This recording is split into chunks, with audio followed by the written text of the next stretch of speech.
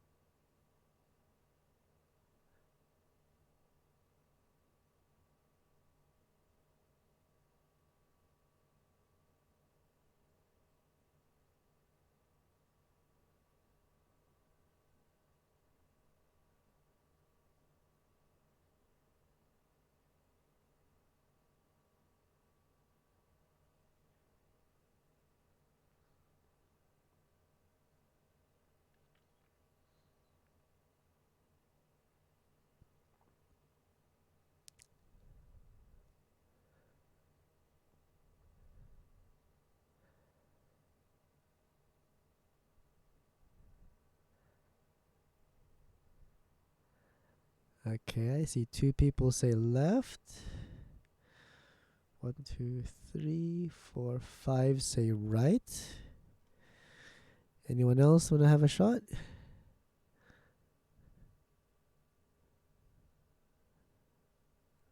Another one says left.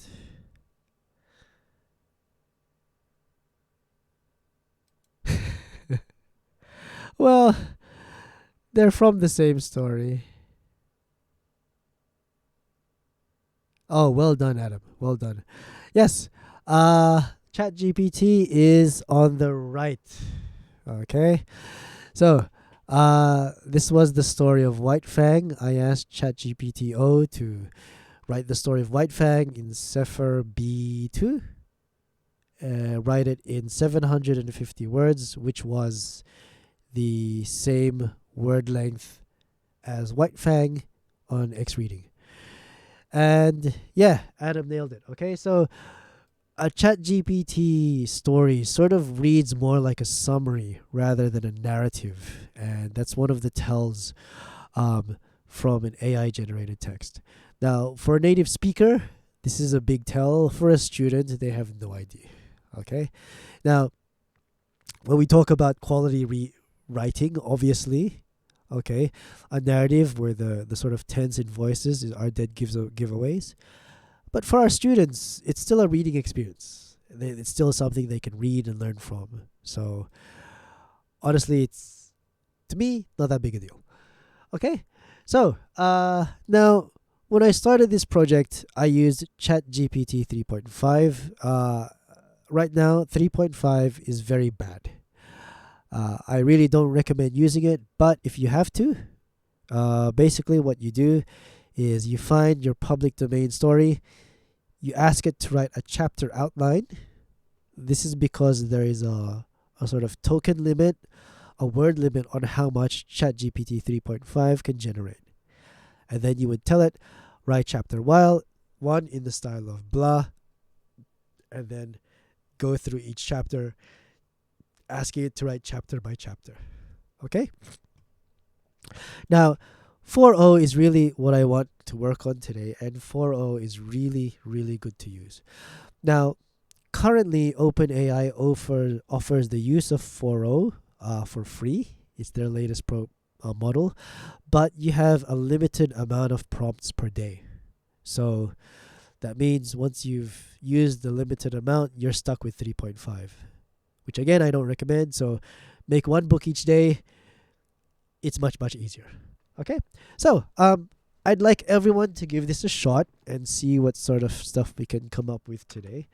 So on your browser,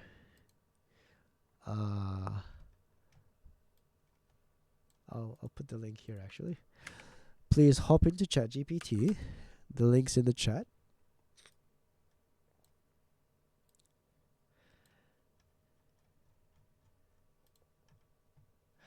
It will ask you to log in. I find it best to use your institution account. Don't use your personal account because privacy. And for starters, let's find a book, a story that we want to write. Okay, so what I always do is I asked, can I make this bigger? Yes, we can. Okay, give me a list of public domain fantasy stories, fantasy short stories. Okay, please, let's do this together. You can change fantasy if you want. Anything other genre you want to write about, romance short stories, mystery short stories, whatever. Okay. The King of Elfland's Daughter.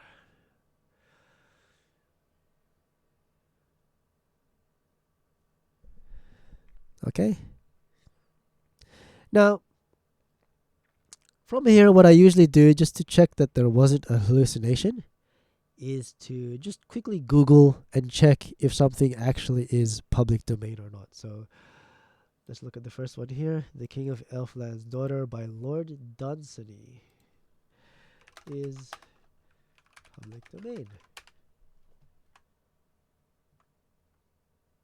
Okay, so here, right here. Free of copyright restrictions in the United States, it may still be under copyright. Ooh. Let's not use that then. The Doom That Came to Sarnath by H.G. Wells.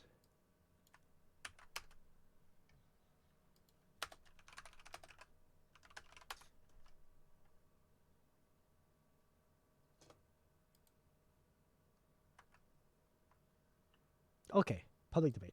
Good.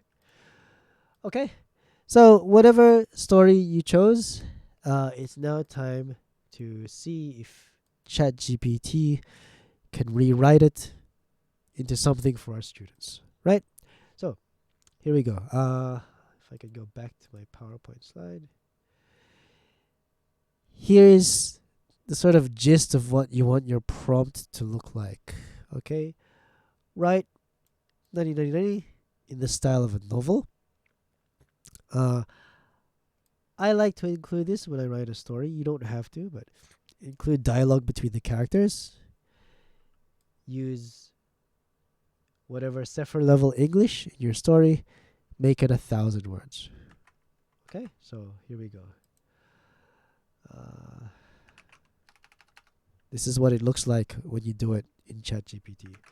Write The Doom That Came to Sarnath by H.P. Lovecraft in the style of a novel. Include dialogue between the characters. Use only Sefer B2 level English. Make it 1,000 words. Okay, so this is sort of my bread and butter prompt that I use for making a graded reader. Let's see what happens.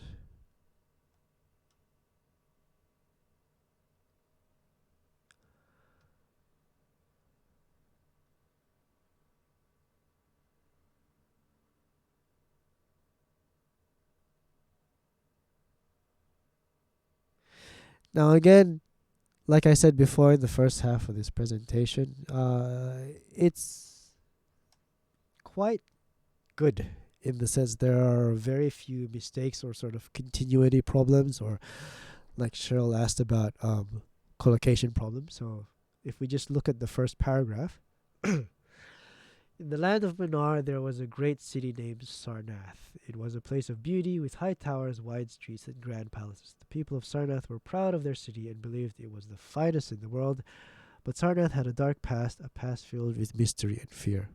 So, that looks pretty good to me. Now, usually, I read through the novel as I am making the illustrations. So, once we have this, Just copy it here and check the word count. Now, there are many different ways you can check a word count. I prefer to just go to the word counter website. It is 866 words. So that's pretty much how much we want. Sometimes, depending on the story, it'll be shorter than what you really want. So ask it to rewrite the story. Ask it to rewrite the story, make it longer. This is the sort of iterative part with programming where you sort of have to keep tuning something to get it to do what you want it to do. Okay? So, excuse me. Now, we have the story. Copy this into my blank template that I have here. So let's save a copy.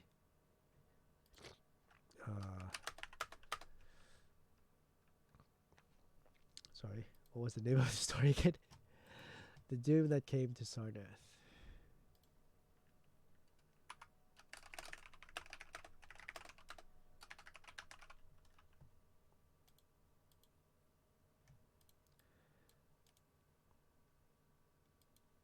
There you go. And we now have the story formatted for optimized size for a smartphone.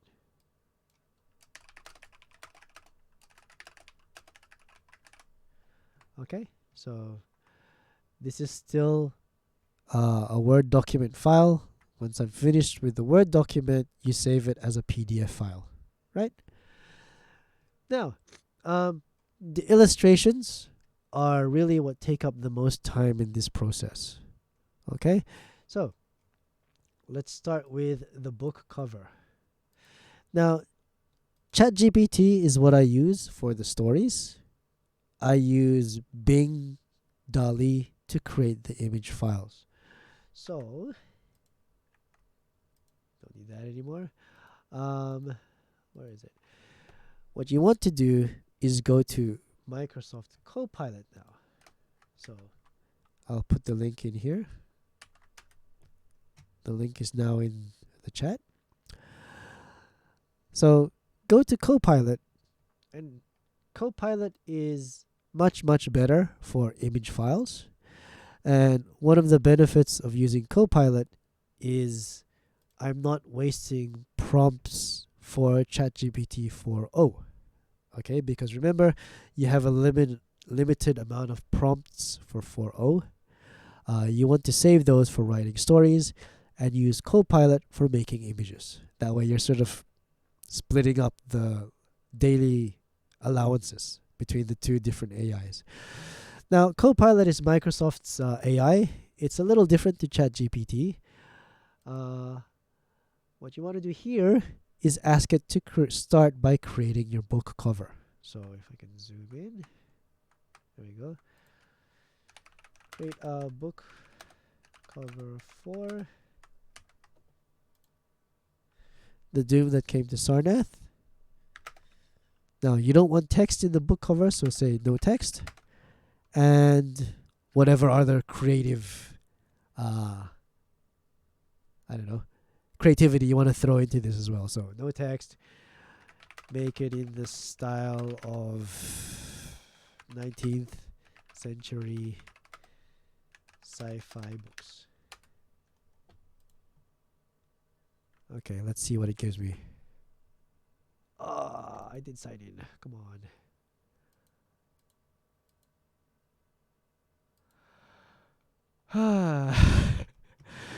1 second, please. Please, you can feel free to jump in here if I'm going too fast or too slow. Or if you're getting stuck at one step that I sort of glossed over. If you do create a nice book in today's session, please send it to me so I can use it for my library.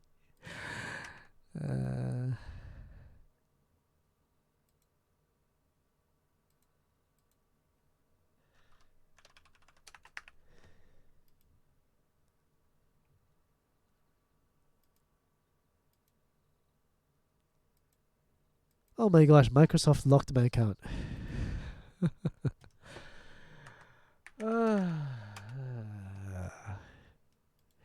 Okay, let's use a different account.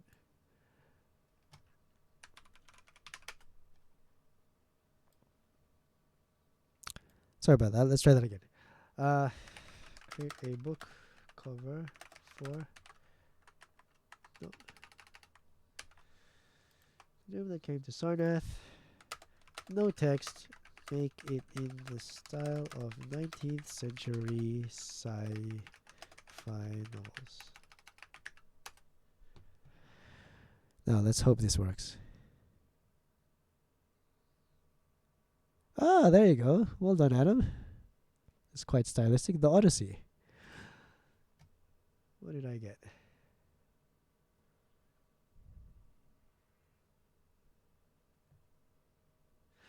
So here you can see in Copilot 1 out of 30. That means I have 30 prompts for the day. Okay. Ooh, I don't know. Which one do you guys think? I think this one looks nice. Yeah, maybe. I don't know. So, copy this image and put it back in your Word document. That is now your... There you go, like that. That is now your book cover. Okay? Now, when you create a book, you sort of want it to follow the same style of art, just so there's some consistency in the reading experience, right? Now, one thing you can do, one thing that I like to do, is to feed this image back into Copilot and ask Copilot to describe it to me. So, watch this. It is. Describe this image to me. Now, this is an important step because this is how we can, as close as possible, replicate the same style of art throughout the book. Okay?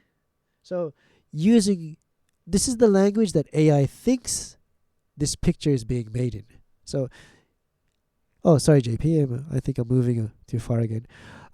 This is the language that the AI thinks this image is being used to make it.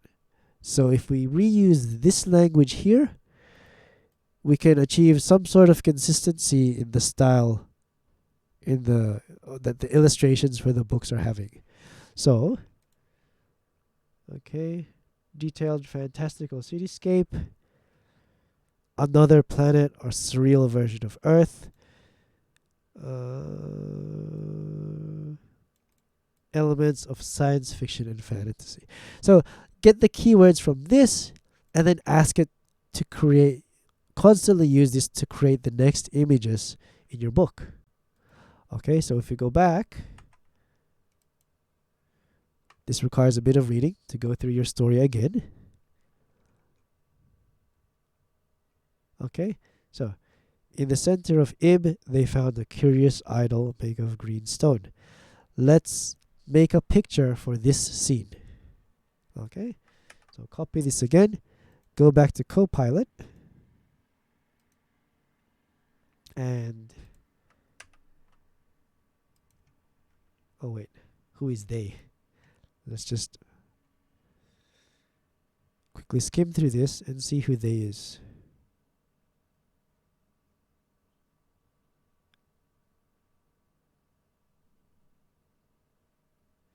Squat, green skin, and had large unblinking eyes. Okay, so let's describe. Let's give a picture for the people of Sarnath for this book. Okay.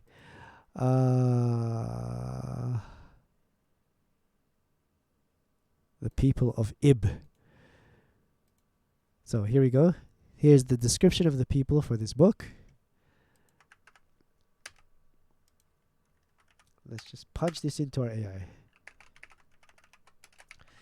So, create an image for a book about the people. Sorry. Create this image for a book. Squat, green skin, had large unblinking eyes, and remember what I said? Try to reuse the words that were given in your prompt here. Okay, so uh, from another planet or a surreal version of Earth. It is an otherworldly atmosphere.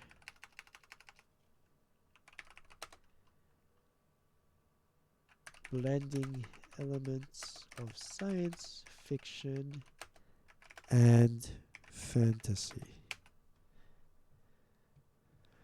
Fingers crossed we get something nice. Now, when you do sort of play with the image generation part of this, you see these prompts here, ask it to sort of tweak the pictures each time. You can ask it to remake them too. Ooh.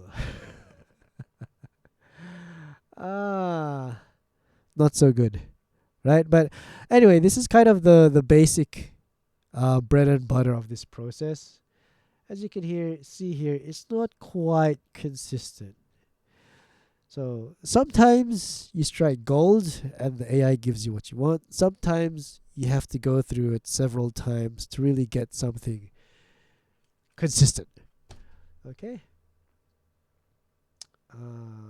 But let's see if we can try again. So when you want to try it again, you can prompt it like you are talking to a person. Try to generate the images again, but make the color more gray and bleak.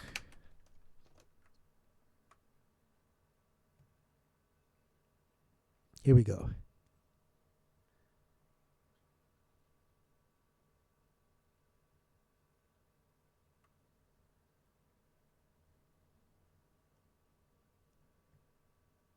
Not quite again.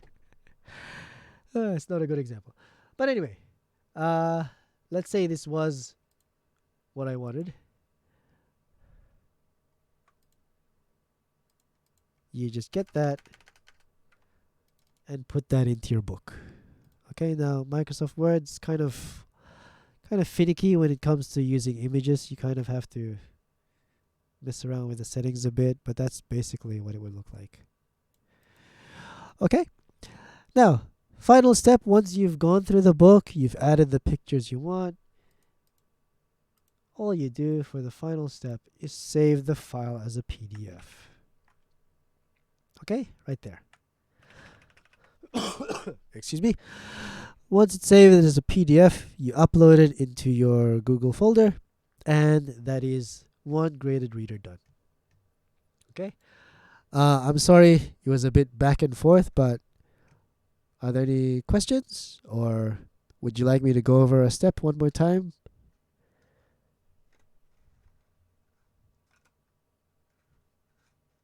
Or was that super easy to follow and you are all AI masters at creating graded readers?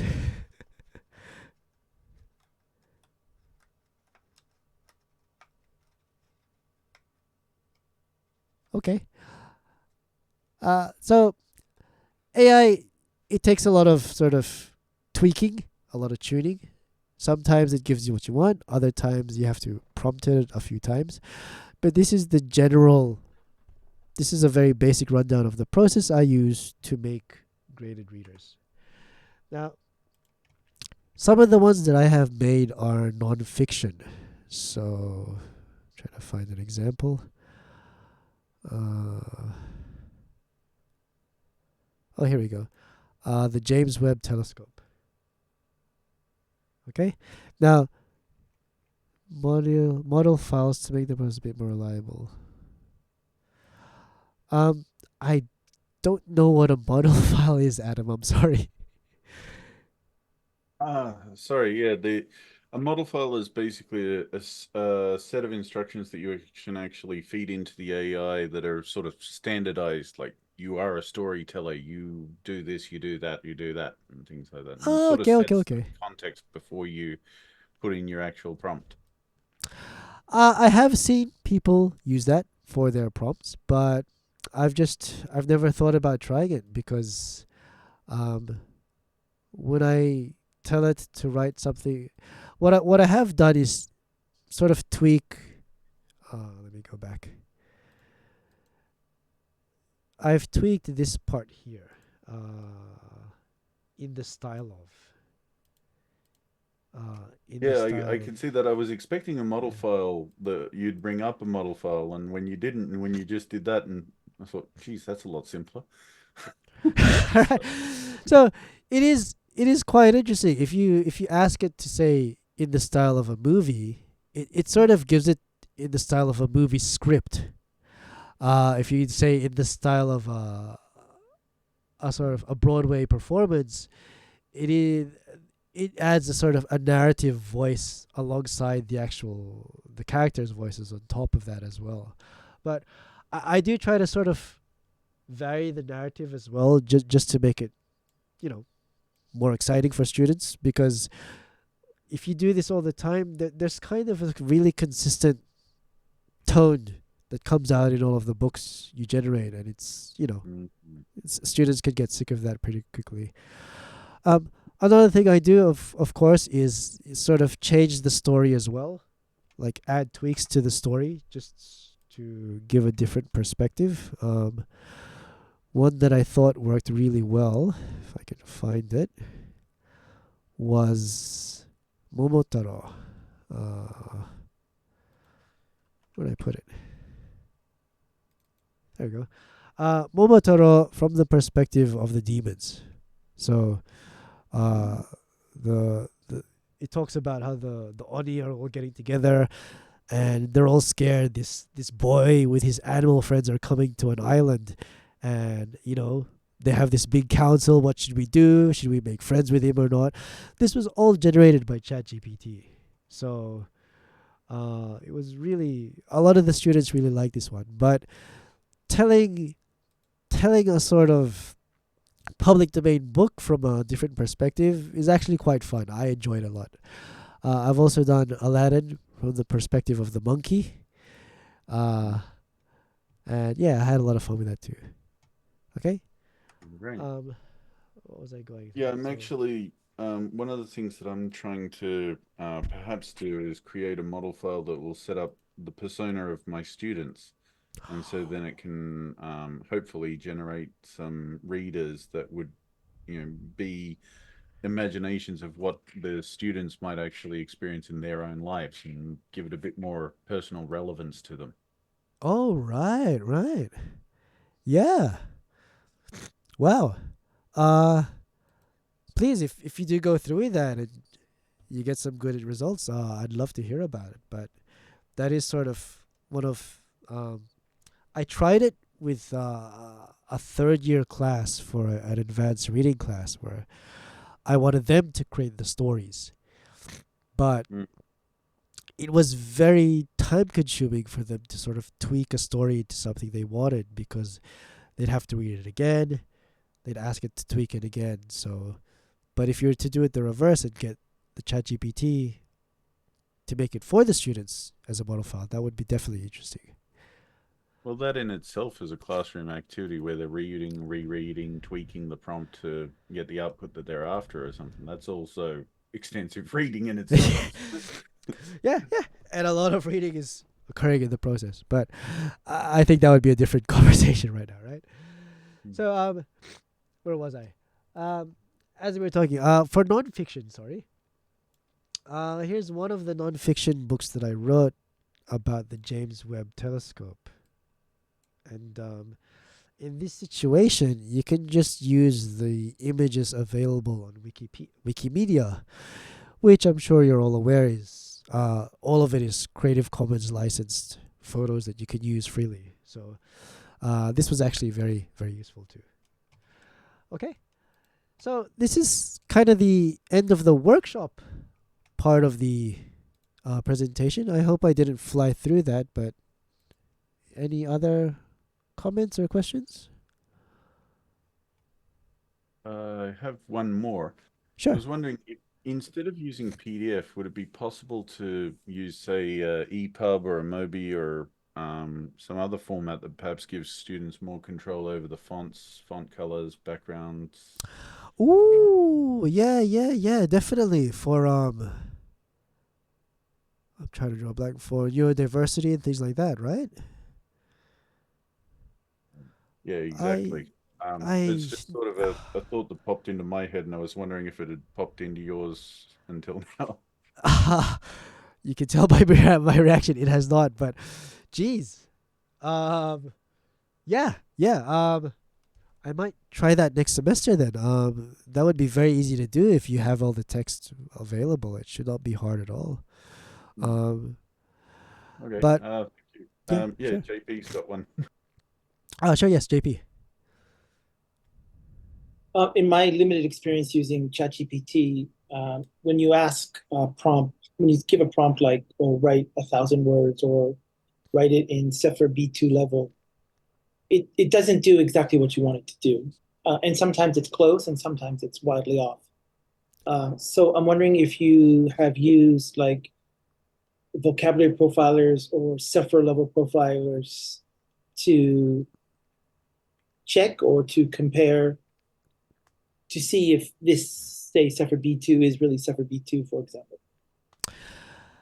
At the last call conference, there was a Cepher profiler that someone talked about, and I did use it for the graded readers. And it was about, what was it? Because it was a paid service, I could only use it a few times. And the two books that I did get to use it with, it was about 80% accurate. So, in terms of the in oh, thank you, Adam. In terms of the actual if you don't get something you want word lengthwise, the iterative process helps. So once you get it, read through it, say, hey, please write it again, but make it longer. Or write it again, but the words were too difficult. Um, please make it within, uh, make the words closer to Cepher B1 or B2 or whatever. Yeah, AI takes, sometimes you're stuck with having to give it, punch it through a few iterations. Okay. The NGSL profiler. Yeah, there's a lot of NGSL profilers, but I haven't found a free Cepher profiler yet. I'm hoping I can, because the textbook we use at this university does use the Cepher scale. So if anyone at all knows a good free Cepher text profiler, that would be good. So Mary was suggesting to use a. Put a link in the chat. Ooh. Oh my gosh. Okay. Well, why don't we play with this right now? So where is it? Where's my story? This was my H.G. Wells story. How does this work?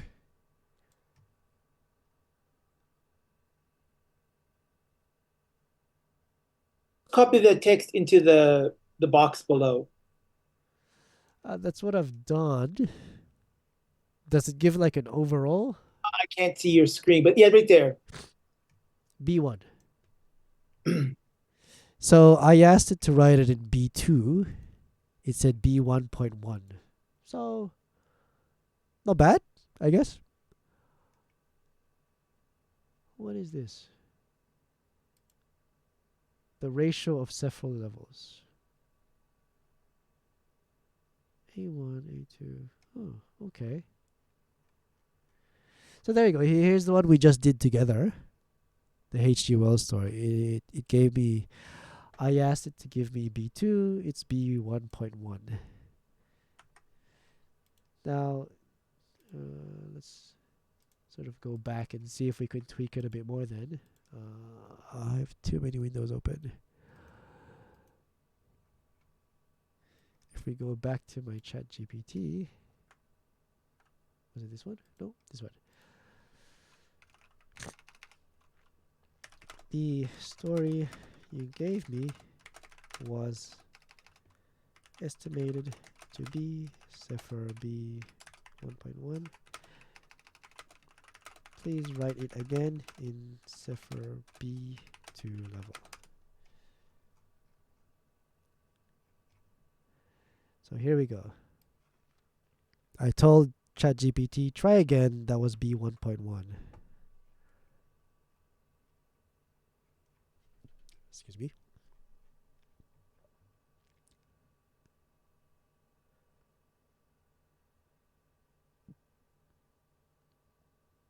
Okay, here we go.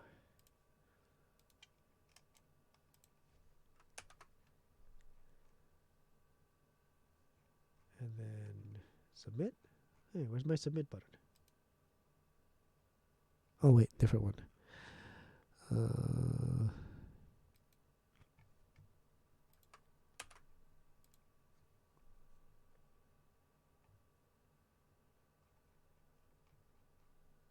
Oh, there you go. B2.1. So, with a bit of tweaking, bit of telling off ChatGPT, you can eventually do it. It gets closer and closer each time. Okay? Anything else? Any other? Please, if you did turn out a good story, please email it to me so I can add it to my library.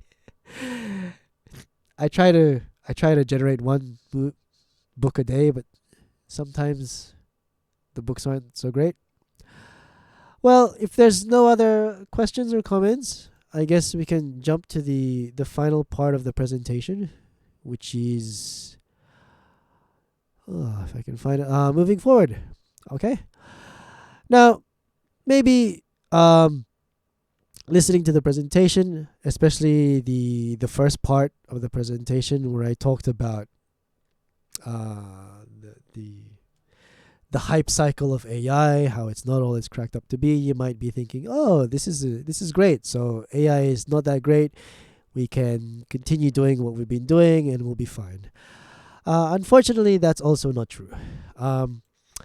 Now, among the circles that I'm in, you've probably seen this as well. The story about how Duolingo is cutting workers because it's relying more on AI. Now, a lot of people that I know looked at this and say, well, this is it. We're doomed. AI is better than us. AI can teach better than us. And this is where I think the sort of nuance in this story is being misleading. AI is never the reason for job cuts, but it is always a good excuse. What's happening with Duolingo isn't that the company found that AI can teach better than a human being. It's that AI is cheaper than a human being, right?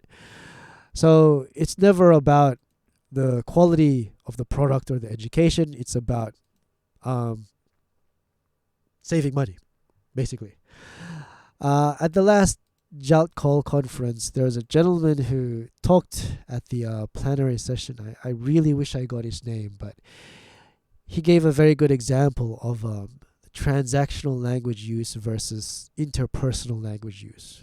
Okay, so your transactional language use refers to things like ordering something at a restaurant, asking directions, or checking in at a hotel. And all of these things are getting reduced because of, touch screens, smartphones, and technology. Even instant translator apps and things like that are reducing the need for transactional language use. Now, interpersonal language use, talking to your friends, your coworkers, your family, your loved ones, has not been affected by technology. At least not to a large extent where it's, a large extent in the same way as transactional language use. So when people talk about AI eventually creating instant translation apps that can translate something real time and say, well, then that's it, we're done. We no longer need to study a second language. That is not true, right? You would never create a relationship where you're relying on an app the whole time. You will never make friends where every time you want to talk to each other, you hold your smartphone in your friend's face. You would never date someone where your only communication is via technology. So there will always be a need, a necessity for interpersonal language. And as educators, I think this is something we really need to lean into in our language classrooms. That yeah, it's very easy to get caught up in metrics and rubrics and designing our classes for specific criteria. But really, at the end of the day, our job should be to really foster interpersonal relationships. These are the things that AI and technology is very, very far away from reducing or affecting in a negative way. Okay? So, that sort of concludes my presentation. If anyone wants to go through all my references, here you go. I can email them to if you want. There's 2 pages worth of fun bedtime reading if you really want to dig into it. But that's it. That's it, Pansit. Any final questions or comments? I'll be very happy to talk about it.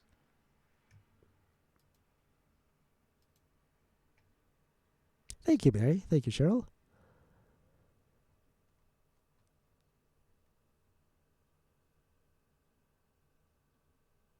Thank you, Miguel.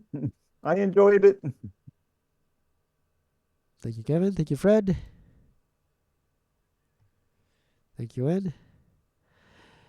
Usually this is a time where we all go out and get some ice cream somewhere, but so We can do please that.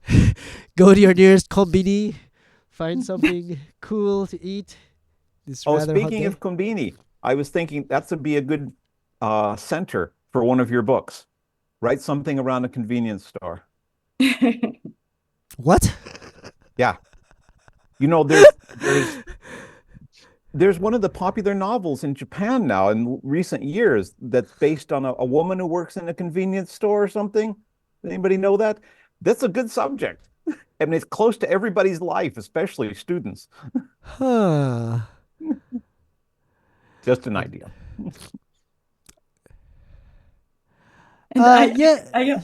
I also wanted to say to Adam Jenkins that I mean I really appreciated I have been appreciating all his videos and work. Been so helpful. Yes, and as well as Miguel. So yeah, thank you. Yeah. Sorry. Well, you know of my YouTube channel. Yes, I watch it. I love it. Oh, wow. Thank you very much. I've always wanted to say that, so I don't usually run into people who know it, so really. What is it about?